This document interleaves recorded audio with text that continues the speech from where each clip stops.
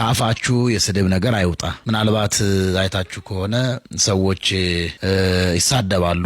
ከአጸያፊ ስድባቸውም የተነሳ የብዙ ሰዎች ሕይወት ይበላሻል። ምናልባት በቅርቡ እንኳን አንድ ልጅ በሚዲያ የምትከተላቸው ልጆች ከስር ከሚሰድቧት ስድብ የተነሳ ራሷን እንዳጠፋች ሰምተናል። ስድብ ለእግዚአብሔር ልጆች አይመጥንም። ክርስቲያን አይሳደብም። ክርስቲያን አንደበቱ ቁጥብ ነው። ክርስቲያን ሰው ሁሉ የሚድንበትን እግዚአብሔር የሚከብርበትን ብቻ ይናገራል እንጂ የመርገም፣ የርኩሰት፣ የክዳት፣ የሽንገላና የጠማማነት መሰረት የሚሆኑ ቃላትን አይወረውርም። ክርስቲያንና አንደበታችንን እንድንቆጥብ ያስፈልጋል። ክርስቲያን አይሳደብም። በዚህ በአንደኛ ሳሙኤል ምዕራፍ 2 ላይ ኢይጻ አብይ ነገር እምአፉክሙ ይላል። እስመ እግዚአብሔር ማእምር ውእቱ፣ ካንደበታችሁ የትዕቢት ነገር አይውጣ ይላል። የርግማን ነገር፣ የርኩሰት ነገር፣ ሰውን የሚያስከፋ፣ ሰውን የሚያስደነግጥ፣ የሰውን ልቡና የሚሰብር፣ እግዚአብሔርን የማያከብር፣ ለሰው በጎነት የማይጠቅም፣ ሰው የማይታነጽበት፣ ለሰው የማይጠቅም ነገር ካንደበታችሁ አይውጣ። አብይ ነገር፣ ሰውን ሰብሮ የሚጥል፣ ሰውን የሚጎዳ፣